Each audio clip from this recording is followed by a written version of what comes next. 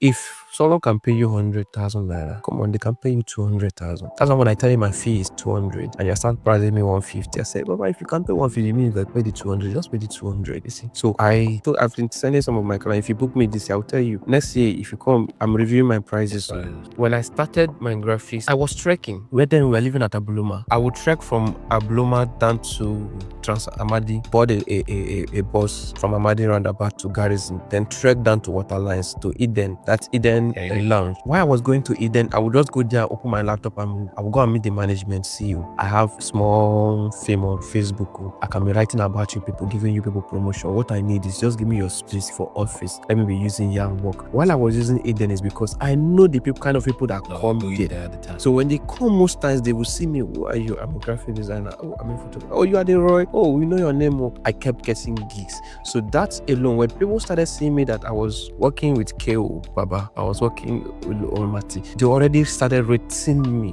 So to the glory of God, as a Christian, to the glory of God, I won't really say I started small, like small. I don't believe in that concept of you have to start small. If you have the means of starting big, go big. Because the thing that makes you stand out in a very populated industry is when you do things differently or when you come out with a big bang. This is the Knowledge Money Podcast. My name is Emeka Nobis. And on this podcast, all we are doing is to have conversations that lead to the money. And on today's episode, I have my very good friend. His name is Roy. He's a great photographer in the city of Port Harcourt and Nigeria as a whole. And we are going to be having conversations regarding how photographers are going to be making money. He has been making money from photography as a creative. And this conversation is all about how photographers can make money. So he's going to be telling you stories, he's going to be sharing his experiences, and we're going to be drawing from the lessons of his life for other individuals to tap into those lessons and see how they can also monetize their own journey. Roy, you're welcome. Thank you, sir. Thank you very much to have you on the podcast today. All right, so we're going to dive in straight into it, and just wanted to have a good time, have conversation with us from the depth of your heart. At what point, my first question is, at what point did photography go from just being something that you are passionate about to something that you are thinking that will make money for you? Okay, where do I start from? Okay, I will start from the Roy Clintson brand. So over time, I think when I came back to Nigeria, that was in 2017. So you've been out of Nigeria before Yes. this time. Okay. So I came back, that should be around October. No, I think, September, October, thereabouts. So I came and I just came to Port Harcourt. That was my first time living in Port Harcourt. Although I'm from Rivers State, but that was my first time actually living in Port Harcourt. I've been living outside the states and outside the country for a while. So when I came back, I was like, okay, what do I have? I had nothing. And although I had a name because I was into music before then. So I came back to continue my music actually. But when I came and I met the reality, I have to do a reality check. And I was like, no, music is expensive. Oh. And my family is not ready they don't even want me to do music. You see, so I just have to do my 1+1. And I realized that, okay, I have a name. What can I do with this name? I was still evaluating my options. And then I checked myself. I had two skills that I've over the years I've taught myself using YouTube and all other online resources I could find. That was graphic designing and social media and photography. But for photography, then it was just fun. I was like more like a church boy then. It was more like the church media thing. So when I came to Port Harcourt and while trying to find myself or my space, I enrolled for professional classes. Okay, I know I have like basic knowledge of the skills, the photography and the graphics. Then I had the knowledge, but I didn't know the tools, the softwares to use. I was using PowerPoint to design graphics, just the normal PowerPoint, Microsoft PowerPoint.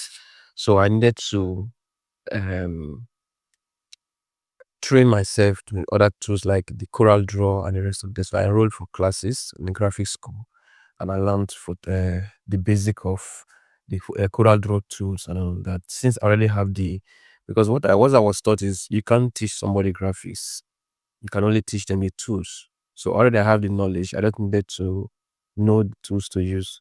The same thing with photography. I enrolled for a photography training apprenticeship actually. So I did like 2 years apprenticeship in photography, serve in a studio and all of that. So while I was just trying to find my space in that October, still undergoing my trainings, I stumbled on the Port Harcourt Stability movement that was led by Keo Baba, Olumate, and the rest of them. So when I told my dad that I wanted to go study graphics and photography, they kicked against it. My dad especially was like, now photography you go use train your children. That's what you use to build the life. Graphics. So he likened me to, sorry to use the word, the roadside photographer that he had been patronizing. He told me how you can walk to a cyber cafe and get a logo designed for like 500 naira. So he was trying to face the reality and analyze the fact that that is the profession I want to get myself into. But I have something else in mind. I knew where I wanted to go to. So when I saw the Port Harcourt Stability movement, like I said, when I came back, I wanted to stick on playing music. But after doing my evaluation, I discovered that I saw the likes of the Dandizis and I looked at myself, I don't go feel match these guys for now. What do I do? Let me just pause music and look for something else to do. I did my research and I found out that the people that were leading the industry then, we had like the KO Babas and the rest of them. So how do I get access to this people? I needed something. So when I saw the Port Harcourt Stability movement, and I was already undergoing my photography and graphics training, I jumped into the movement and I offered service. So I volunteered as one of the back end graphic designer for the Port Harcourt Stability movement. That was how I got in touch with Keo Baba, because they were not sending me pictures to design some of the graphics. So I was added into the group, their WhatsApp group, and that was how I got access to contacts. And so when I got access to, and I got into the entertainment space in Port Harcourt, and then the name Roy Clintson started going out. But then people were not, the name was out there, started making waves, but people couldn't hold the name to anything because I was basically everywhere doing everything. I was volunteering for events. I was coming out for people. I was just out there. So sometime in 2020, one of my birthdays, I did an evaluation. I started asking people in their DMs, what do you, if you are to evaluate my brand, because I was just there, I was popular, so to say, in my own space. I was asking people, what do you think about, who is Roy Clintson to you? And people were like, he's a nice guy, he called through for people, but they couldn't hold me to anything. Something like that it was marketable. So if I thought someone was to pay me for something, they didn't know what to pay me for. They didn't know what to pay me for. But if they needed help, they know who to run to, Roy. If they needed to post, someone that would post their stuff, then it's Roy. So at that point, I was like, okay, I have all these skills now. Which one can actually give me money? That's why I was like, oh, photography. Okay, why photography? What do you think photography? Why not the graphics? Why not the social media influencing? Why not this one? Why not this one? I look at myself and say, oh, photography, because I see things differently. I think if I should project the way I see things, it will project me faster. Because talking about going into social media influencing, I'm not the best of them. There are many people doing these things. There are people that can write better. There are people that can post better. There are people with better traffic. So it will take me a while. So when it's dawned on me that photography was when the Bonner Boy did his own comment. So I was doing the photography, but I wasn't projecting myself as a photographer then until I photographed for Afi Douglas, and shout out to Shislon Coco. Lagos Pilates in Port Harcourt. He was one of the first people that actually booked my services. And when he saw my pictures, he gave me kudos. But I was still skeptical about posting my jobs.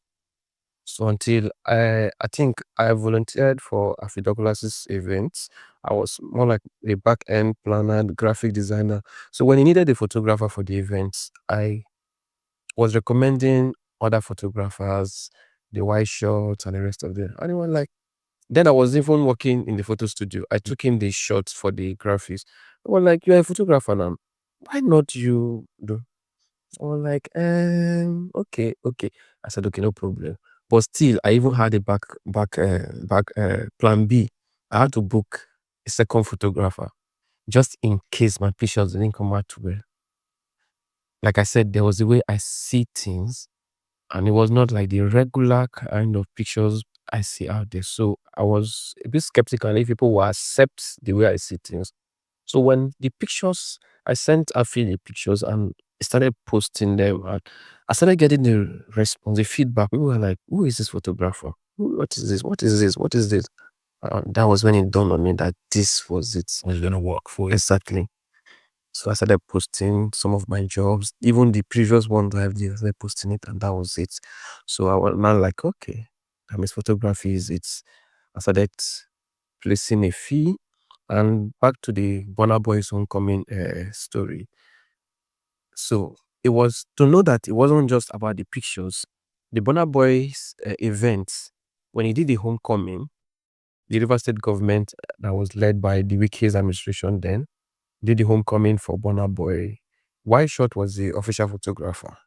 So when the event was ticketed, so people couldn't have enough access to attend the events.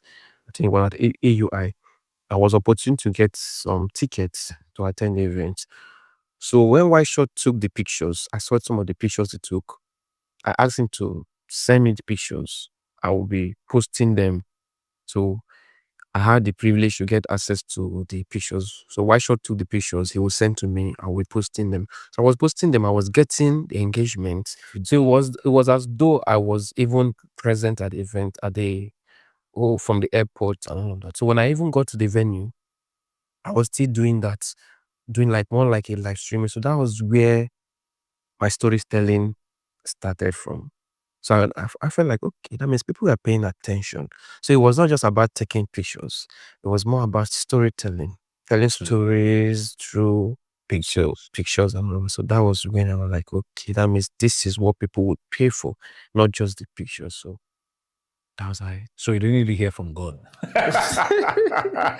You mean analysis of all the skills you had and the market feedback. it's still good. Yeah, it's still good, because why I'm asking that is a lot of individuals are always thinking about God's time.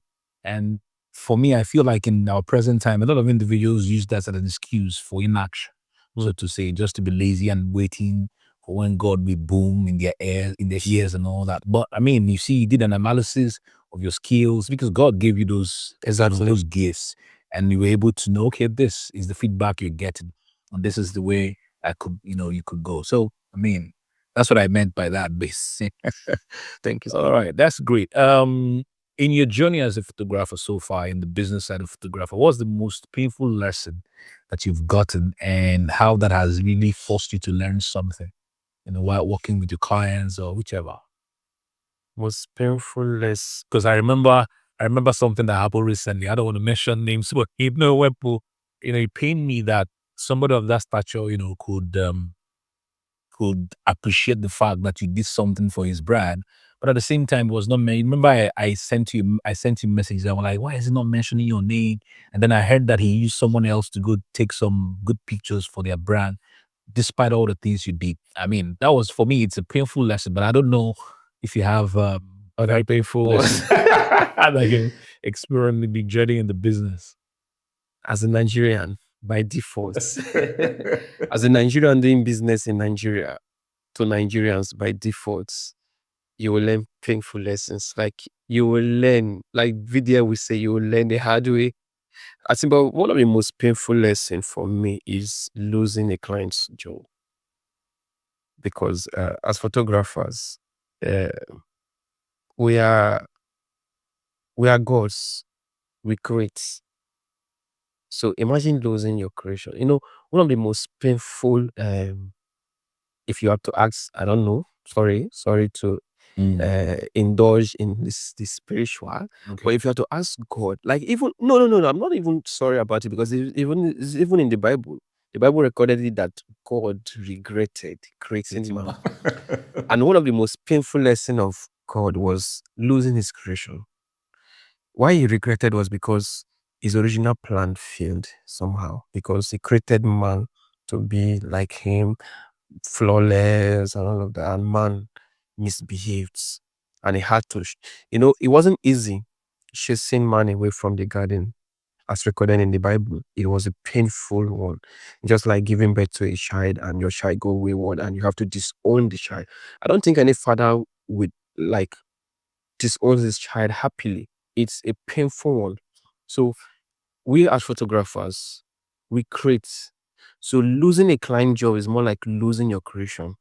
So the world doesn't get to see what you created. So I heard on the 10th of September 2023, I think that date is one date I will never forget. So that's the most painful, actually. Yeah, the most painful, because when I was robbed, I had just finished shooting an event, and God, if you see, like I know what I created from that event, because when I think I was just gifted that camera, and I needed to, I shot my soul from that camera. Like it was the first time I was using that camera. I shot my soul, everything, because I wanted to impress. I wanted to show the world. I wanted to even appreciate the giver, the gifts, everything. So I put everything at that event, and I was when I wrapped up that event and I shut down my camera, I was smiling. When God said, and God looked at his creation and it felt good. It was like, boy, I did good, and he rested.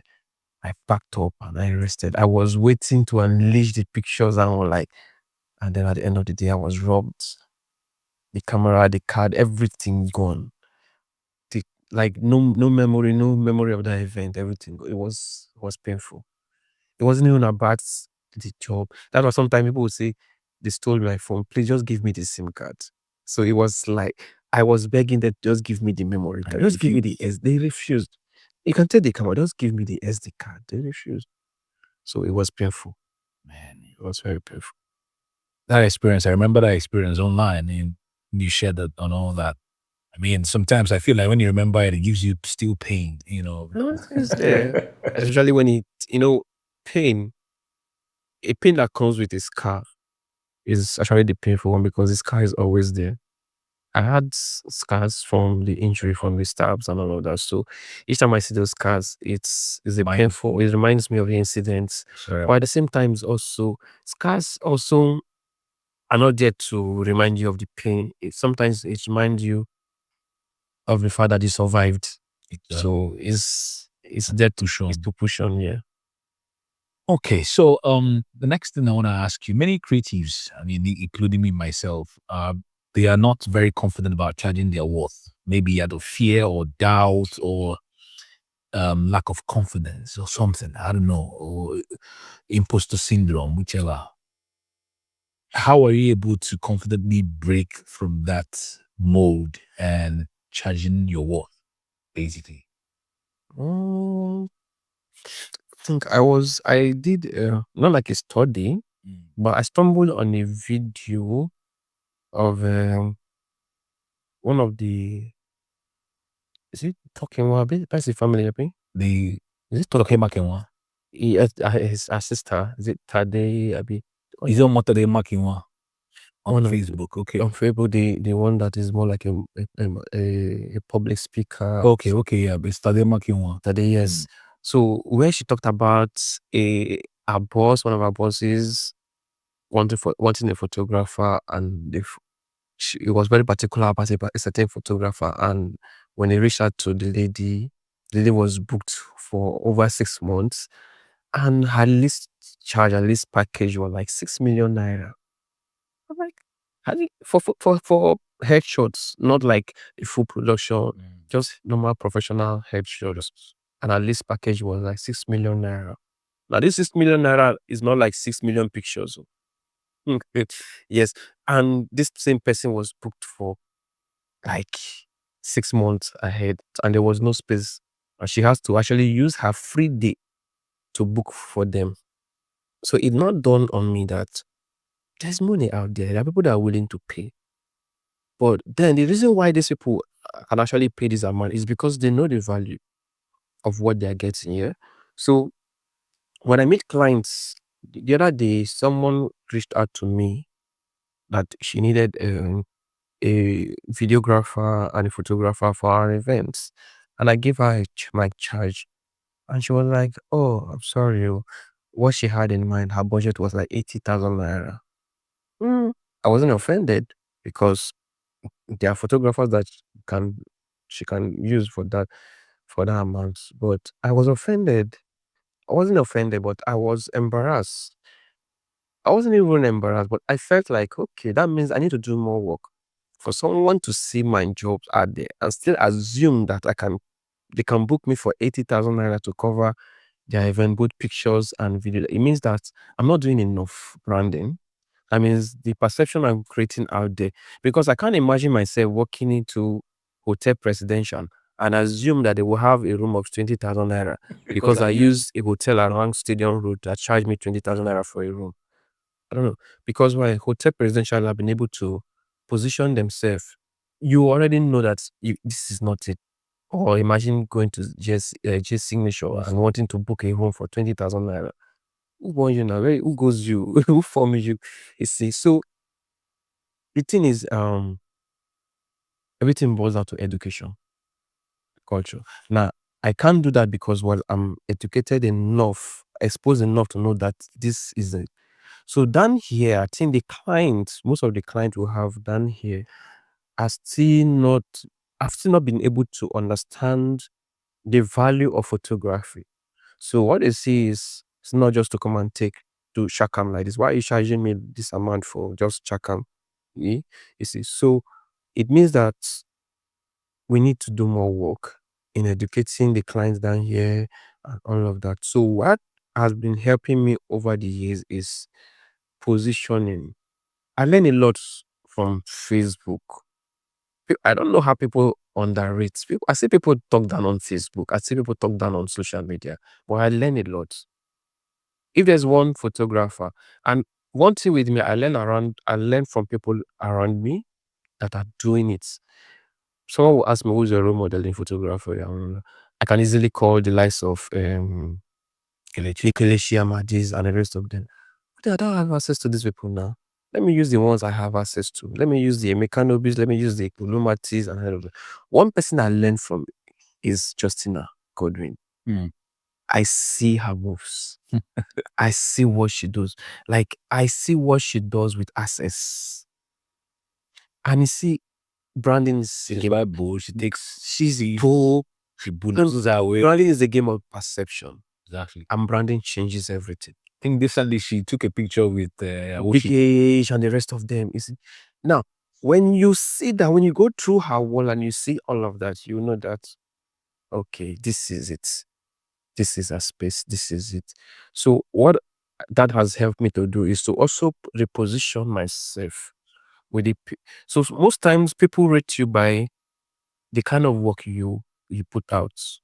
Sometimes when you tell people, so when you tell people, okay, I was the official photographer from so and so. I can remember when I did that, the Davido stuff.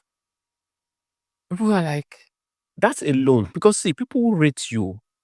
You might think that people don't rate us, people don't see. People actually watch. Don't I like even like our friends, our circle? There's a way you start rolling with a certain set of people, and the people you roll with who are not in that space will start falling out on their own. Some of them will not start even calling you names that you don't they feel like big boy. You don't do anything, no. They start feeling like you are not giving them attitude, you don't want to roll with them again. But at that point, your perception have changed.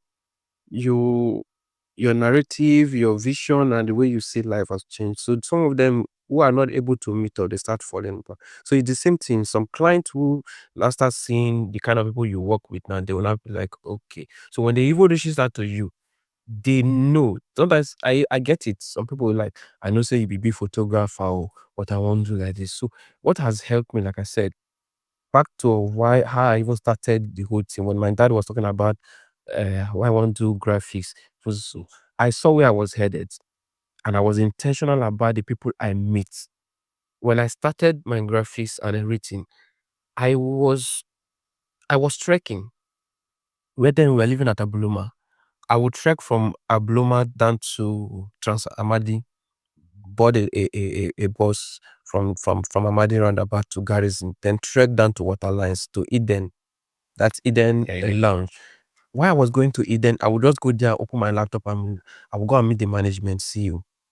I have small fame on Facebook. Oh. I can be writing about you people, giving you people promotion. What I need is just give me your space for office. Let me be using here and work. While I was using Eden is because I know the people, kind of people that come Going there. at the time. So when they come, most times they will see me. Who are you? I'm a graphic designer. Oh, I'm a photographer. Oh, you are the Roy. Oh, we know your name. Oh. I kept getting gigs. So that's alone. When people started seeing me that I was working with KO Baba, I was working with Olmati, they already started rating me. So I did this to the glory of God as a Christian, to the glory of God. I won't really say I started small, like small. I don't believe in that concept of you have to start small. If you have the means of starting big, go big. Because the thing that makes you stand out in a very populated industry is when you do things differently or when you come out with a big bang. Look at if the other person I learned from is Wiki. Wiki is very loud. He is very audacious. See the way he break through with Hypercity and the rest of it. He didn't come small. He didn't come to play. Look at his project. He come bam because he have the why would he have the resources and he start like a mediocre. So what helps me is my branding game, the brands and the clients I worked for. So that's helped my Awesome. my pricing game and all of that. And it's still getting better. You just have to be bold enough. If someone can pay you 100,000 naira, come on, they can pay you 200,000. That's why when I tell you my fee is 200 and you start pricing me 150, I say, Baba, if you can't pay 150, means like pay the 200, just pay the 200. You see? So I've been sending some of my clients, if you book me this year, I'll tell you, next year, if you come, I'm reviewing my prices and all of that. So sometimes too, I do test runs. Like recently, I'm doing a promo of event coverage for a certain amount. So people will be like, if the promo is this amount, how much is the original price then? You see, so all these things helped, and Awesome. So this is the one that I really like. You know, this conversation is all about how everything you're doing leads to the money, right? Because so I just want to take for the photographers who are going to be watching, the creatives who are going to be watching us, lead us through the process that you make money. I know you have your trade secrets, right? But this process, you know, so photographer, okay, how do I make money? How do I charge my clients? What exactly should I do? You know, I mean, different photographers may have their different processes, but just, you know, the basic fundamentals of your own process and how you make money from photography. mm, had to make money as a photographer. Like you said, every photographer have their methods. I've seen photographers who their own method is to go to clubs, like they're always in clubs taking pictures. Like in nightclubs. Yes, nightclubs. Yeah. Wow. So they are more like the paparazzi photographers. So they're always just the same way we have The first time I'm hearing that. yes. So the way we have the the our analog photographers that switch to digital now, that sorry to use the word, the uninvited photographers at events, you always see them, they will come, pack, rush, go and print and bring. We have photographers do that now, neon photographers, but they are more like the paparazzi photographers. So they are always in clubs, take pictures, and they come to find them at least 5K. So there are some that can go to like 8, 10 clubs a night. So let's say I shoot you, you find me 5K. If they can get 5 people in one club, if they do 10 clubs, at least they don't get 5K from like 5 people, get from this club, get from this club. That's their own method, yeah? And they're making their money somehow. For me, the way I make my money, social media, of course. Social media, by projecting my work, keep pushing, keep posting my work, marketing my work, and all of that from my. But then I know other means photographers make their work. I've seen people request for my presets. Other photographers requesting for my presets from what kind of preset do you use? What kind of preset do you? I keep telling them I don't have preset to every job I do it from scratch. Yeah. Now, but then Create template. demands are money.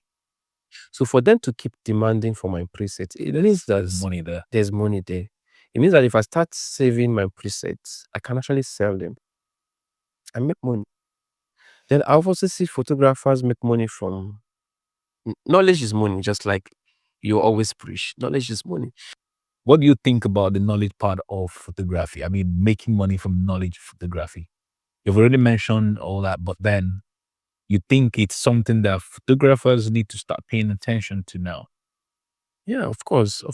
It's something just like you'll say a king cannot reign forever, yeah. Let's take for instance like someone like my late friend Wild Shots. Assuming he had some, let's say, some online obviously assets Yeah, that he had. even after his demise, those assets will still be there. Just like the Michael Jackson. Even after his death, he keeps still making money. There are years where his albums record like during the COVID-19 pandemic. Yeah. I think his songs like Heal the World, Ed Songs, and the rest of them were like the most streamed songs, giving people hope at that time. And as people are streaming the songs, he was making money. So he's gone, but he's still making money. Same thing with the likes of there are a couple of them, you see. So it's the same thing with photography and every other business. Now we've seen how people are monetizing their knowledge, people are monetizing their assets, and photography is not exempted, like I said. So I see photographers like the Amazing Clef. Amazing Clef has an academy. It has a photography academy. It has his courses. It has a book. And then when people ask me who's your blueprint for photography, I will always call Amazing Clef. Amazing Clef to me is more like the star boy of photography in Africa. Okay, let me not go further. In Nigeria, let me say the one I am setting about in Nigeria. I know we have our fathers, the Kelechi and the one, but when you look at Amazing Clef is when I say star boy, is it more like a game changer? Amazing Clef is not just a photographer. He doesn't pose himself as a photographer. He's posing himself as a brand. He's a brand. Amazing Clef is that photographer that has like endorsement deals. Just like you have artists signing endorsement deals. This guy have deals. And he's been the one that's actually, there's a whole lot he does. So most of the gears he uses are not gears he bought with his money. They're more like partnerships. So Sonic will release a new camera and give it to Amazing Clef to use. Now the using is not like using a return back. He's using it. So he has been able to build himself to that extent where brands partners with him. He's an ambassador to Techno, to MTN, Asus laptops, and that. A whole lot of brands. And this didn't come accidentally, it was intentional. And this thing is possible. It's still boiled down to the business. Photography is not just about the arts, there's a business side of it. You see? So all of these things come back to monetization. So Amazing Clef has academies, he has books, audio books, video books, physical classes. He even has a podcast. It has the studio. They also have a studio where for other creators rent to shoot their content and all that. So these are all income streams. So as a photographer, there are a whole lot we can do beyond just taking pictures, beyond waiting for clients to come book your sessions and all of that. So you can actually create other income streams by actually monetizing your knowledge. You can teach in short, when it comes to photography, it's not even about teaching people how to snap pictures. You can even teach people how to take pictures, how to pose. You can teach, photography is branding. Photography is how you see. So let's say as a photographer now, you see yourself, you look at yourself in the mirror and you just see yourself as, I'm a mecca novice, I'm a fine boy. Okay, no pimple on my face today. And I'm a photographer. I will look at you and I will see a different personality.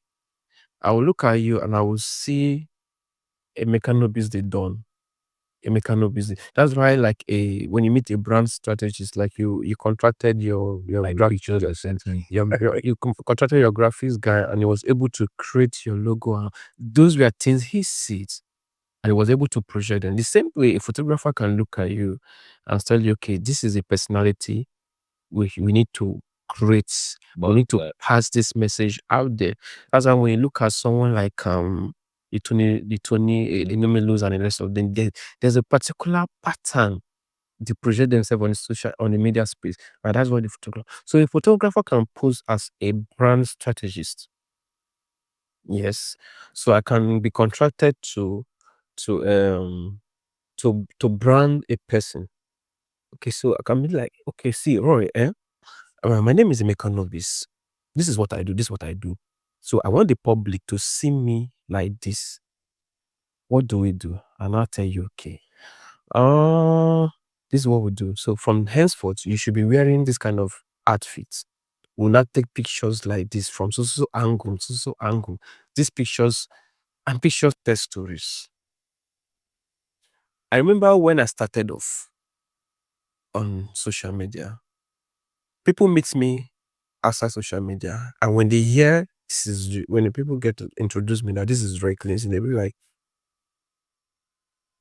wait, now you be Roy? I was like, yes. Nah, lie. I said, why?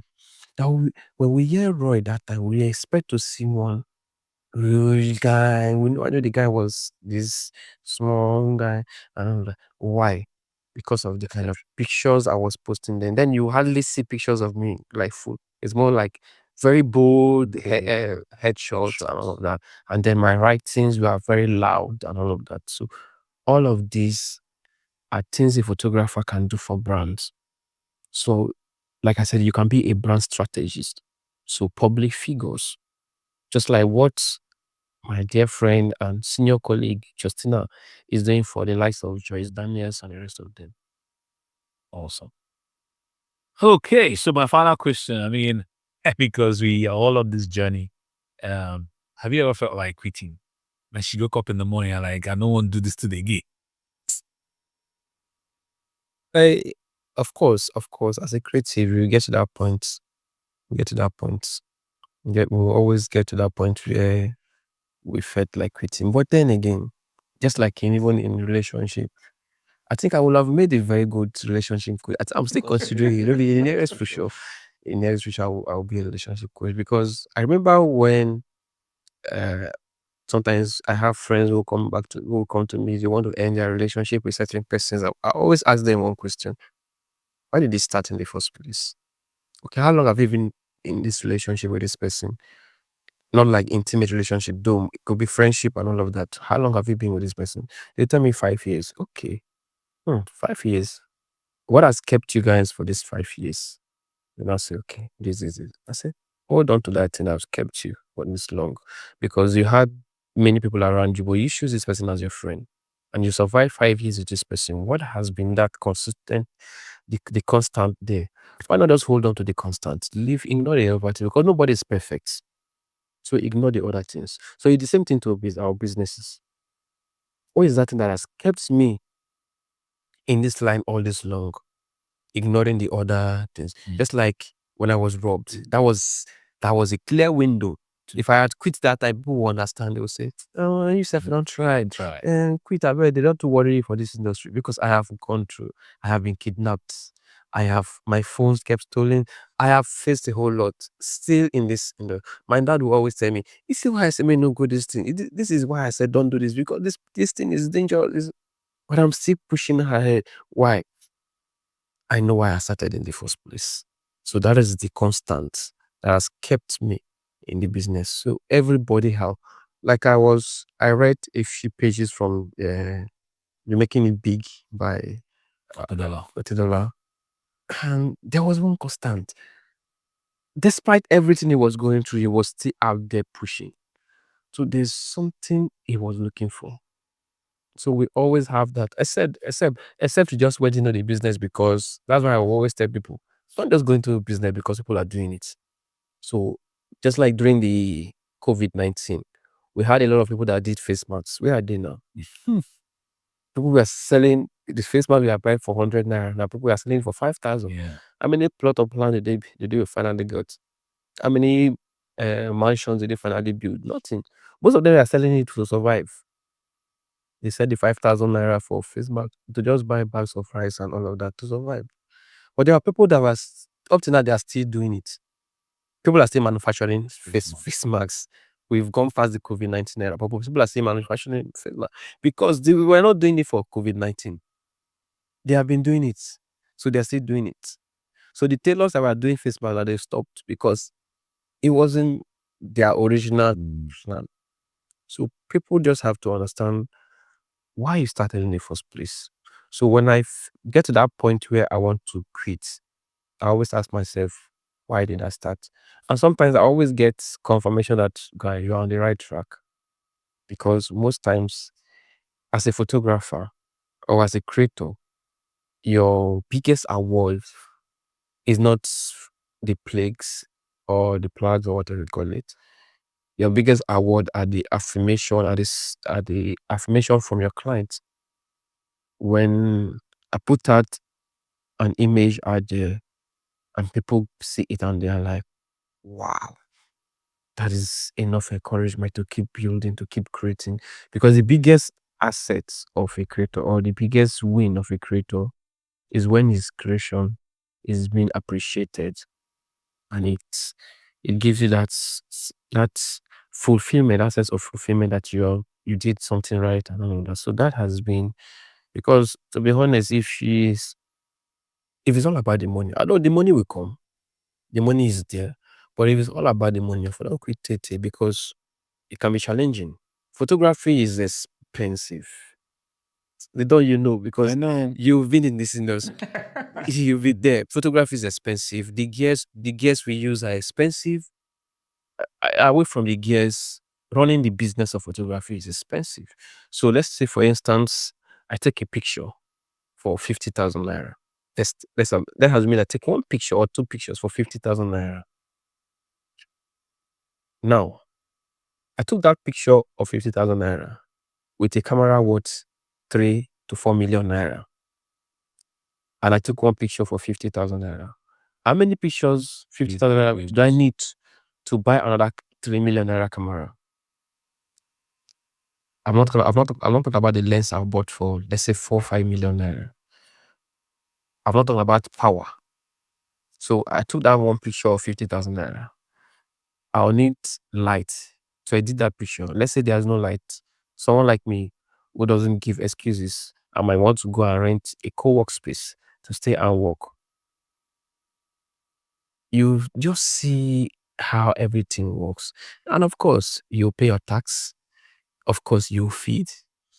You, you get married. You train your children. You survive. So it's a whole lot. It's a whole lot. So when you think about these things, and also you need to upgrade, because like it or not, there's competition out there and people are looking for new things, new wave and all of that. And with the emergence of, people call them content creators. Everybody's a content creator. As a photographer, I'm a content creator because I'm creating content. But with the emergence of the the mobile, I usually call them mobile photographers. People call them content creator, but I call them mobile photographers. And with this emergence of these guys that will just come, take your content, and the next minute they are done, it's out of them. People appreciate them more. So is a challenge. And also with the emergence, not the emergence because it has always been there, with the acceptance of artificial intelligence, which is AI, all of this pose as challenges for photographers who see it as competition rather than accepting it and all of that. So all of these are some of the challenges we face, and when you look at it, you be like, I just leave this thing. I just leave and just find something else to. But probably just carry my certificate, enter one office, AC they blow me. At the end of the day, whether the company make money, no make money, I tell them will pay me my salary. Because it can be disturbing. It can be disturbing. Thank you so much, Roy, for being part of this conversation. It's been an amazing time with you, and thank you for agreeing to come on our Knowledge Money podcast. And I believe that every creative, even non-creatives that will watch us, will definitely get some great value. Thank So, you. guys, it's been an amazing time. This is Knowledge Money podcast. Follow us on our YouTube channel. Broadcast this because every conversation that we have on the Knowledge Money podcast is about conversations that lead to the money. Thank you very much, Roy. Thank you, sir. It's been an amazing time. We look forward to greater things happening for you, bigger name for you, bigger brand perception. Thank you. No more ATK, guys. Thank you, everybody, and see you on the next podcast. My name is Emeka Nobis, and I am the host of the podcast. Thank you for watching us. Goodbye. Thank you. Thank you.